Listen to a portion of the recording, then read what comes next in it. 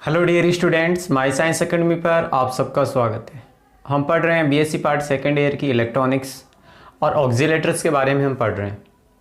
और last lecture तक हमने कॉलपिट दोलित्र, क्लेव दोलित्र, हार्टले दोलित्र आदि के बारे में डिस्कशन कर लिया है। तो आपने मेरे अगर ये वीडियोज़ नहीं देखे हैं तो आप मेरी प्लेलिस्ट पे जाके देख सकते हैं। और आज मैं बात करूँगा आरसी कला विस्थापक दोलित्र के बारे में।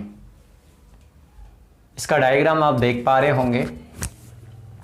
तो देखिए, सबसे पहले मैं बात करूं कि आरसी कला विस्थापक दोलित्र होता क्या है और इसे आरसी कला विस्थापक दोलित्र क्यों कहा जाता है। तो देखिए, जो आरसी कला विस्थापक दोलित्र है ये क्या करता है कि किसी जो निवेशी संकेत होता है उसमें कला विस्थापन का ये कार्य करता है। यानी कोई निवेशी संकेत होगा उसकी कला को क्या कर देगा, ये विस्थापित कर देगा। इसलिए इसे हम आरसी कला विस्थापक दोलित्र कहते हैं। अब देखिए, ये किसी निवेशी संकेत को पाई या 180 डिग्री से क्या कर सकता है, परिवर्तन कर सकता है। तो आरसी कला विस्थापक दोलित्र है, इसमें मेरे पास 3 आरसी कला विस्थापक दोलित्र में मेरे पास 3 आरसी परिपथ होते हैं। यानी कि ये 3 आरसी, आर और C, R C R C, 3 RC दोलित्र, यानी कि 3 आरसी परिपथ इसमें मेरे पास जुड़े होते हैं। यानी कि इसके द्वारा जो प्रत्येक आरसी परिपथ है उसके द्वारा 60 डिग्री कला में परिवर्तन किया जा सकता है। तो 3 अगर मेरे पास 3 आरसी परिपथ हैं तो कुल 180 डिग्री कला में परिवर्तन किया जा सकता है। अब देखिए, जो ये आरसी कला विस्थापक दोलित्र है इसमें जो लोड प्रतिरोध है मेरा वो संग्राहक सिरे पर जुड़ा होता है। ये जो कला विस्थापक दोलित्र होता है इसमें हम धनात्मक पुनर्निवेशन करते हैं। और इसके अलावा इस दोलित्र का उपयोग हम करते हैं श्रव्य आवर्ती दोलित्र के रूप में। और इस दोलित्र का हम निर्माण करते हैं, जैसे कि आप देख पा रहे हैं, क्या है, उभयनिष्ठ उत्सर्जक प्रवर्धक है। तो ये सब चीज़ें आप इसकी बेसिक डिटेल्स में बता सकते हैं। ये आपको डायग्राम बनाना होगा कि ये उभयनिष्ठ उत्सर्जक है, इससे 3 आरसी परिपथ जुड़े हैं।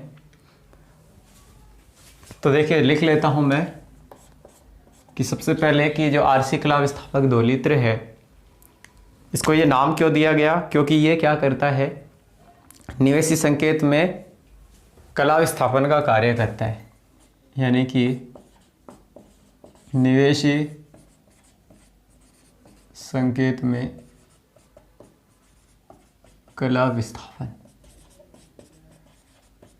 निवेशी संकेत में कला विस्थापन का कार्य करता है, इसलिए हम इसे क्या कहते हैं, आरसी कला विस्थापक दोलित्र कहते हैं। आरसी कला विस्थापक दोलित्र, ठीक है।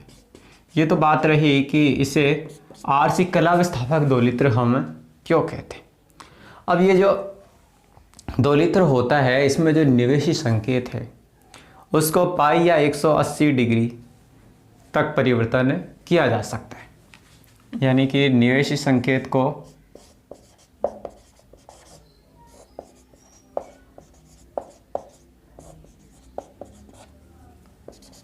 पाई डिग्री या 180 डिग्री तक परिवर्तन कर सकता है। इसके अलावा देखो, इसमें जो आरसी कला विस्थापक दोलित्र है इसमें मेरे पास 3 आरसी परिपथ जुड़े होते हैं। 3 आरसी परिपथ जुड़े होते हैं और प्रत्येक आरसी परिपथ के द्वारा 60 डिग्री कला में क्या किया जा सकता है, परिवर्तन किया जा सकता है। यानी कि इसमें 3 आरसी परिपथ जुड़े होते हैं और प्रत्येक जो आरसी परिपथ है वो क्या करता है, 60 डिग्री कला में परिवर्तन करता है। अगर एक 60 डिग्री कर रहा है तो 3 कितने कला में परिवर्तन करेंगे? 180 डिग्री कला में परिवर्तन करेंगे। अब जो आरसी कला विस्थापक दोलित्र है, इसमें जो मेरा लोड है वो इसके उत्सर्जक भाग से जुड़ा होता है। सॉरी, उत्सर्जक नहीं, ये है संग्राहक भाग, कलेक्टर भाग। यानी कि लोड प्रतिरोध संग्राहक पर जुड़ा होता है। यानी कि जो लोड प्रतिरोध है वो संग्राहक सिरे पर मेरा जुड़ा होता है, ये यहाँ जुड़ रहा है। इसके अलावा जो आरसी कला विस्थापक दोलित्र है, इसमें हम धनात्मक पुनर्निवेशन का क्या करते हैं? उपयोग करते हैं। यानी कि इसमें हम धनात्मक पुनर्निवेशन का उपयोग करते हैं। इसके अलावा इम्पोर्टेंट बात कि ये जो मेरा दोलित्र है, आरसी कला विस्थापक दोलित्र, इसका उपयोग हम कहाँ करते हैं? श्रव्य आवर्ती दोलित्र में किया जाता है। यानी कि श्रव्य आवर्ती दोलित्र में, तो इसका उपयोग हम श्रव्य आवर्ती दोलित्र में करते हैं। और जो आरसी कला विस्थापक दोलित्र है, इसमें उभयनिष्ठ उत्सर्जक प्रवर्धक का उपयोग किया जाता है। ये जो हमने निर्माण किया, ये क्या है? उभयनिष्ठ उत्सर्जक प्रवर्धक है। यानी कि उभयनिष्ठ उत्सर्जक प्रवर्धक।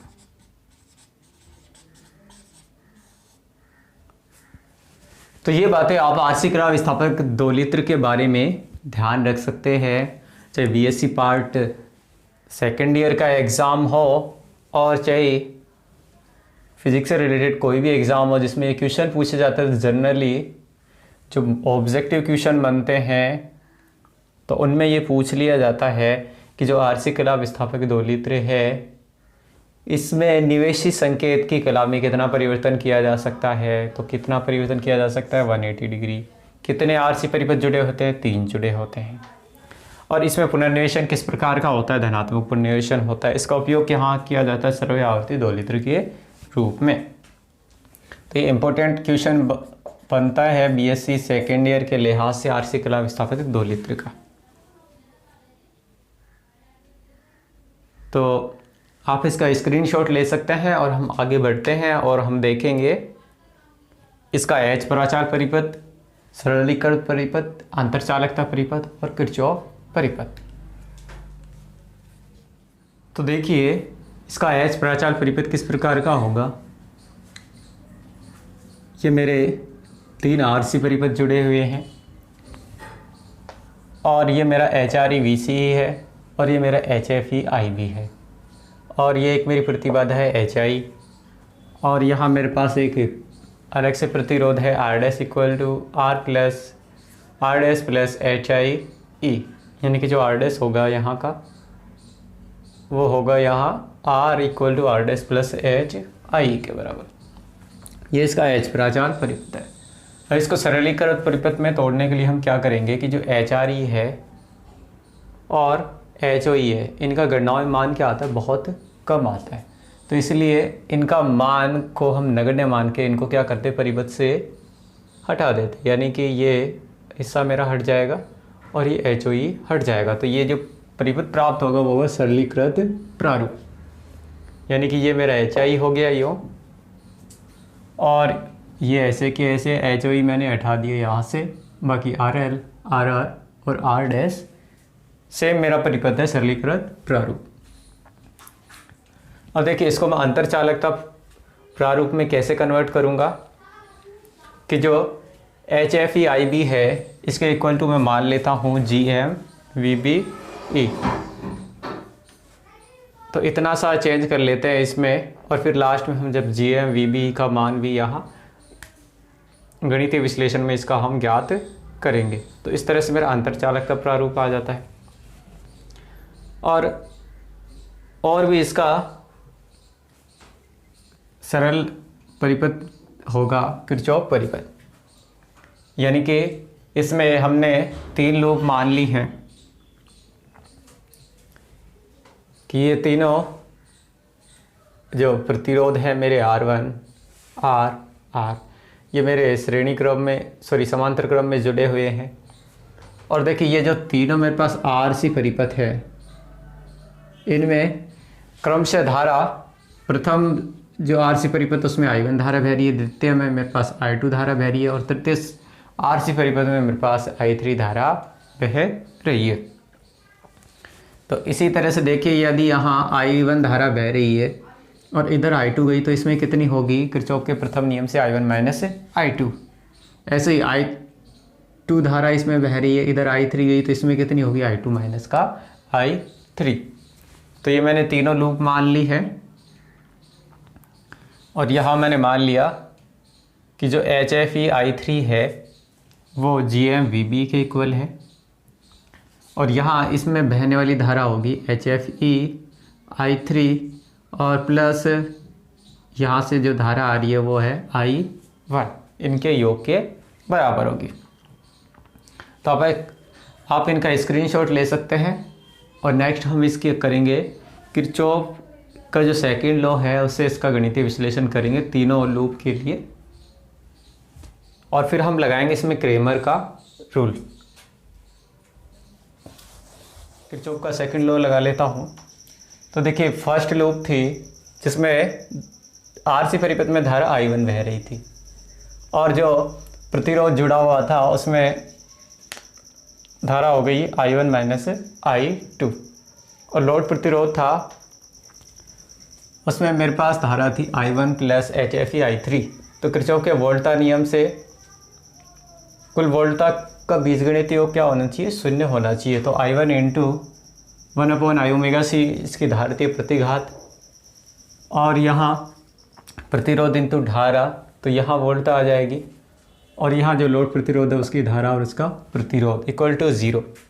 और यहाँ से मैं I1 कॉमन लूँगा तो यहाँ आ जाएगा 1/i⍵c।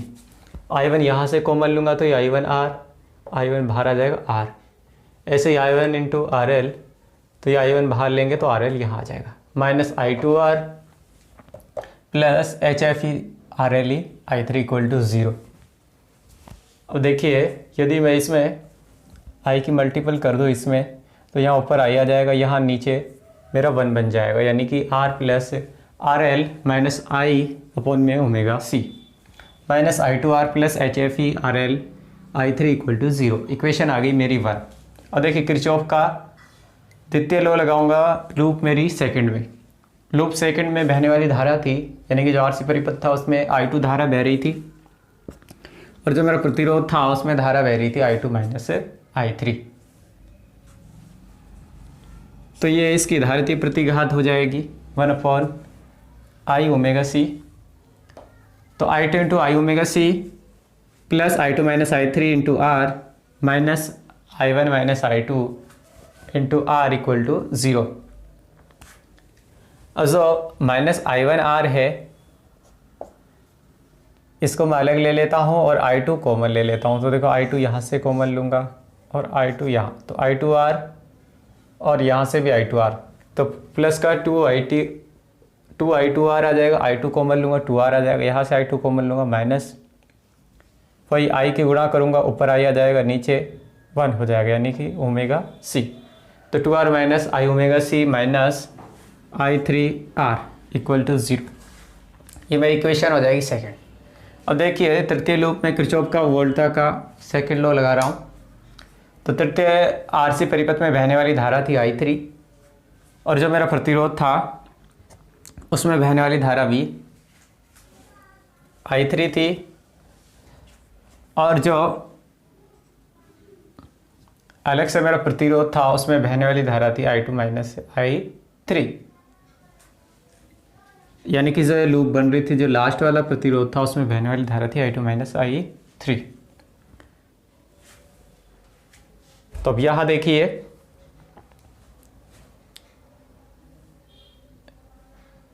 ये इसको मैं लिख सकता हूँ यहाँ से, सबसे पहले मैं I3 कॉमन ले रहा हूँ यहाँ से, तो ये I3 R है और यहाँ I3 R है, तो ये हो जाएगा माइनस माइनस प्लस, यानी कि I3 इंटू 2R, और ये मेरा I3 into omega 1/I omega C। तो यहाँ से मैं I की गुणा करूँगा तो ये ऊपर I हो जाएगा, नीचे I स्क्वायर यानी 1 हो जाएगा 1/ओमेगा C। तो ये हो जाएगा माइनस का, यानी I3 2R minus I omega C। देखो बचा यहाँ से माइनस I2R, तो ये मेरा I2R हो गया। अब देखो मेरे को लगाना है क्रेमर का रूल, तो क्रेमर के रूल में हमें 3 कांस्टेंट चाहिएगा, यानी कि I1 I2 I3। तो देखो इसमें I1 है, I2 है, I3 है, इसमें भी हमारे पास I1 है, I2 है, I3 है, इसमें केवल हमारे पास I2 और I3 थे। तो जो I3 है, ओ सॉरी I1 नहीं है, यानी कि I1 लिख के मैं इसका गुणांक क्या कर लेता हूँ 0, इसका मान है 0, क्योंकि अब जब मैं क्रेमर के नियम से आव्यूह के रूप में लिखूंगा तो मेरे को यहाँ I1 का गुणांक लिखना पड़ेगा। तो देखिए आव्यूह में मैं लिख रहा हूँ इक्वेशन फर्स्ट से, सो I1 का गुणांक क्या है फर्स्ट इक्वेशन में, R plus RL minus I omega C, ठीक है। ऐसे ही इसमें I2 का गुणांक क्या है, I2 का गुणांक है मेरा माइनस R, और ऐसे ही I3 का गुणांक क्या है HFE तो इसको मैं कर लेता हूँ माइनस। ऐसे ही जो सेकंड इक्वेशन है इसमें मेरा I1 का गुणांक क्या है माइनस का R, ऐसे I2 का गुणांक कितना है 2R minus I omega C। ऐसे इसमें I3 का गुणांक क्या है माइनस का R। थर्ड इक्वेशन में देखिए I1 का गुणांक क्या है 0, I2 का गुणांक क्या है माइनस का R, और I3 का गुणांक क्या है 2R minus I omega C, और I1 I2 की मैट्रिक्स बन जाएगी। ऐसे ही जो प्रतिबाधा की मैट्रिक्स होगी वो मैं कर लेता हूँ 0। अब इसको मैं सारणिक रूप में लिखूंगा, तो ये मैंने सारणिक रूप में लिख लिया ऐसे, इसको भी सारणिक रूप में लिख लिया। अब तो देखो इक्वेशन मेरे पास आ गई 4, तो इक्वेशन 4 में देखिए धारा और प्रतिबाधा की सारणी क्या होती है, शून्य होती है। ये मेरी प्रतिबाधा की मैट्रिक्स शून्य है और धारा की मैट्रिक्स क्या होनी चाहिए, शून्य होनी चाहिए। लेकिन जो धारा की सारणिक है उसका मान शून्य नहीं हो सकता, यानी कि मैं ये कह सकता हूँ कि जो I1 I2 and I3 is not equal to 0। अगर ऐसा है कि धारा की जो सारणिक है वो शून्य नहीं है, तो इसका मतलब मेरे पास जो ये वाला सारणिक है, देखिए ये तो धारा की सारणिक है और ये प्रतिबाधा की सारणिक है, तो ये किसके बराबर है 0 के। तो यानी कि इक्वेशन 4 से ये लग रहा है हमें कि जो धारा और प्रतिबाधा की सारणी क्या होगी, शून्य होती है। लेकिन धारा की सारणी शून्य नहीं हो सकती, धारा का मान शून्य नहीं होगा, कुछ ना कुछ और, या तो ये सारणी शून्य होनी चाहिए। तो यहाँ से मैं ये कर सकता हूँ कि I1 I2 I3 यानी कि ये जो धारा की सारणी है इसका मान तो शून्य नहीं होगा। किसका मान शून्य होगा, इसका शून्य होगा। तो आप इसका स्क्रीनशॉट ले सकते हैं, फिर हम आगे बढ़ते हैं। प्रतिबाधा की सारणी क्या है, उसका मान 0 होगा, क्योंकि धारा की जो सारणी का उसका मान तो 0 हो नहीं सकता। तो हमने जो प्रतिबाधा की सारणी का उसको 0 के इक्वल मान लिया है। अब मैं इसका मान निकाल लेता हूँ। तो देखिए मैं इसको ले रहा हूँ, तो इसको मैं छोड़ देता हूँ, इसको छोड़ देता हूँ, और इसकी इससे मल्टीप्लाई, इसकी इससे मल्टीप्लाई। तो देखिए इसको हम यहाँ से गुणा कर लेते हैं, तो मेरे पास ये 4r², और जब इसको मैं सोल्व करूँगा फिर ये माइनस प्लस का r² यानी कि 3r² बच जाएगा। इधर से -4r 4ir अपॉन में omega C minus 1 upon omega square C square minus R square 2r minus I omega C plus H F E R L into R square equal to 0। यानी कि जब इसके लिए मान निकालूंगा तो इसको और इन दोनों को मैं ब्लॉक कर दूंगा, इनकी गुणा होगी और इनकी गुणा होगी। ऐसे इसके लिए मान निकालूंगा तो इनको और इनको मैं ब्लॉक कर दूंगा, तो इधर से क्या आएगा आर का स्क्वायर, तो ये मेरे पास H F E R L into R का स्क्वायर आया। और ये जो सेकंड वाला है जब इसका मान निकाला मैंने तो इन दोनों को मैंने क्या कर दिया है ब्लॉक कर दिया, तो इसकी गुणा हुई केवल इससे और इससे गुणा की तो ये 0 आ गया, यानी कि माइनस आर स्क्वायर और 2r minus I omega C equal to 0 आ गया। और देखिए मैं इसमें आगे क्या कर रहा हूँ,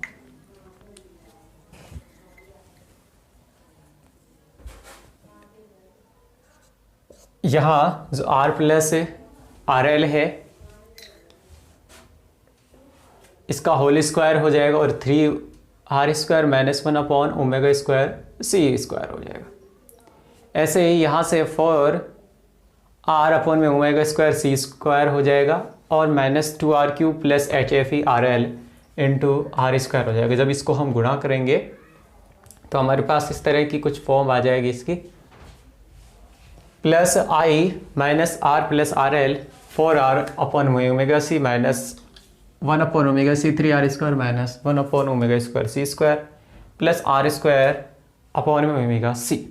अब देखिए बार्कहाउज़न की कसौटी के अनुसार जो minus R plus R L है अपॉन इंटू 4r अपॉन में omega C minus 1 upon omega C 3r square minus 1 upon omega square C square plus R square upon में ओमेगा सी इक्वल टू 0 होता है, यानी कि ये वाला हिस्सा मेरा 0 होता है। अगर ये वाला हिस्सा 0 होता है तो देखिए मैं इसको 0 के बराबर लिख लेता हूँ। तो देखिए यहाँ से मैं क्या कर सकता हूँ कि इसके अंदर मल्टीप्लाई कर देता हूँ, ये हो जाएगा minus 4r square minus 4r into R L upon में ओमेगा सी माइनस इसकी गुणा कर लेते हैं अंदर, तो 3 माइनस का 3r स्क्वायर अपॉन में omega C minus 1 upon omega cube और ये सी क्यूब है प्लस आर स्क्वायर अपॉन में ओमेगा सी इक्वल टू हो गया 0। अब देखिए यहाँ से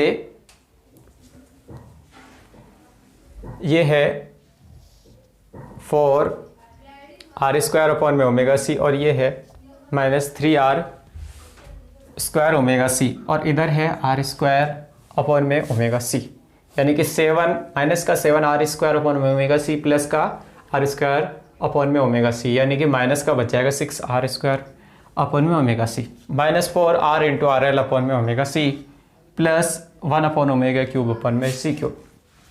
मैं इसको ट्रांसफ़र कर लूँ तो ये इधर आएगा तो ये क्या हो जाएगा पॉजिटिव हो जाएगा, तो मेरे पास बचेगा 1 upon omega cube C cube equal to 1 upon omega C और ये प्लस का है अब ये 4r into R L plus 6r square. अब देखिए एक ओमेगा से यहाँ का एक ओमेगा कट जाएगा, एक सी से यहाँ का ये कट जाएगा, यानी कि यहाँ बचा मेरे पास omega square C square upon में। अब मैं यहाँ से मान निकालूंगा तो देखिए ये यहाँ मैं लिख लेता हूँ कि 1 upon omega square C square बराबर आ रहा है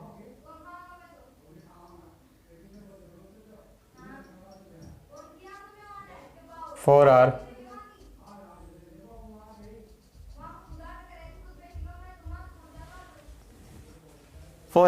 into R L plus 6r square. तो देखिए यहाँ से मैं ओमेगा का मान निकालना चाहूँ तो देखिए क्या आएगा, ये आएगा 1 अपॉन सी स्क्वायर, इसको मैं अपॉन में ले लेता हूँ, यानी कि 4r R L plus 6r square equal to omega square. अब जब ओमेगा का मान निकालूंगा तो ये क्या हो जाएगा रूट हो जाएगा, यानी कि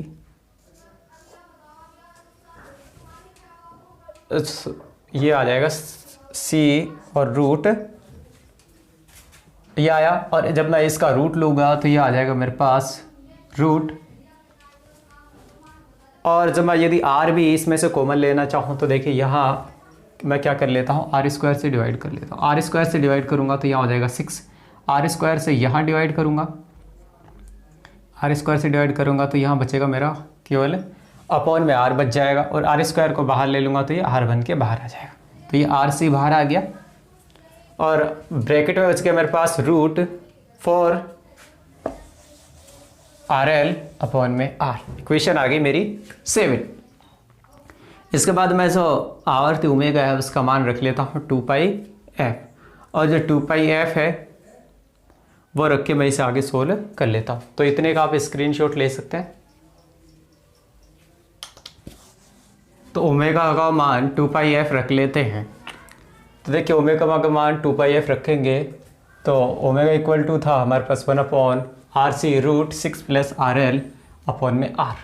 तो ओमेगा 2 पाई एफ रखेंगे तो यहाँ से एफ का मान निकालूँ तो ये 2 पाई अपॉन में चला जाएगा, और इक्वेशन आ जाएगी मेरी 8। तो देखो ये किसके लिए इक्वेशन 8 किसका समीकरण हो जाएगा, जो आर सी कला विस्थापक दोलित्र है उसके लिए आवर्ती का ये व्यंजक हो जाएगा। तो इससे रिलेटेड आपसे न्यूमेरिकल्स भी पूछे जाते हैं, तो उसमें आप इस फॉर्मूले का यूज़ कर सकते हैं आवर्ती के निकालने के लिए। अब देखिए जो समीकरण 6 थी और उससे मैं समीकरण 5 में मान रख लेता हूँ। तो देखिए मेरे पास क्या आएगा, R plus R L 3r² minus 1 upon omega square C minus 4r upon में omega square C minus 2r cube plus HFE RL into R L का होल स्क्वायर इक्वल टू 0। तो यहाँ से मैं इसकी मल्टीपल कर लूँगा अंदर, तो ये क्या आ जाएगा 3r cube minus r upon में omega square C plus 3r² into R L minus R L upon में omega square C square minus 4r omega square C square minus 2r cube plus HFE RL into R square. अब देखिए यहाँ से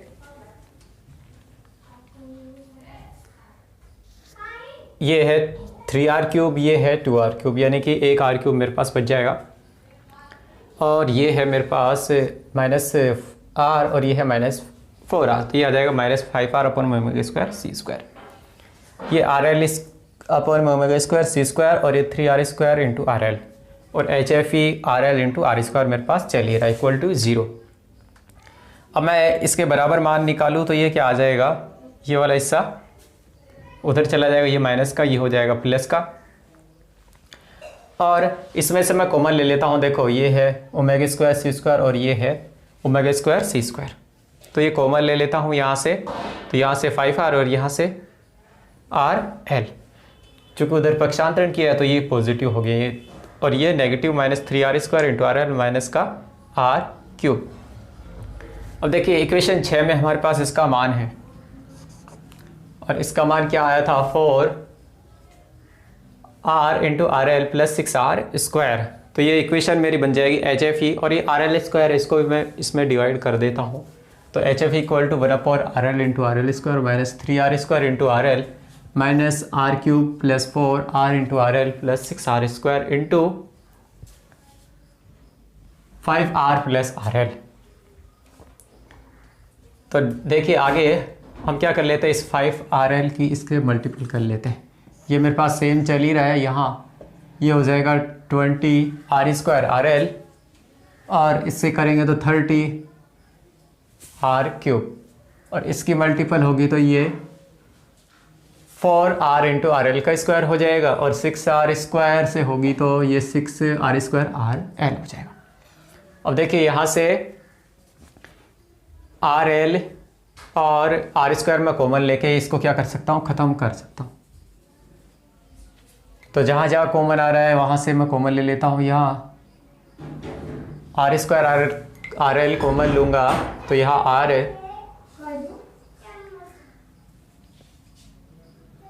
r बच जाएगा 1 upon में, तो ये मेरे पास आ जाएगा -3 प्लस 29 r अपॉन में RL plus 26 r plus 4RL plus R। ऐसे मेरा आ जाएगी इक्वेशन 9। ये हो जाएगा 39 नहीं 23, क्योंकि -3 है और वो प्लस 26 है। तो HFE इक्वल टू आ गया 23 प्लस 29 R अपॉन में RL प्लस 4RL अपॉन में R। इक्वेशन 9 आ गई। अब देखिए स्वतः उत्तेजित दोलित्र के लिए क्या होता है कि R इक्वल टू होता है RL के बराबर होता है। तो यदि मैं इसमें ये मान पुट करूँगा R इक्वल टू RL करूँगा तो यहाँ 29 हो जाएगा, यहाँ RL इक्वल टू R करूँगा तो यहाँ भी 4 हो जाएगा, यानी ओवरऑल HF इक्वल टू हो गया 56।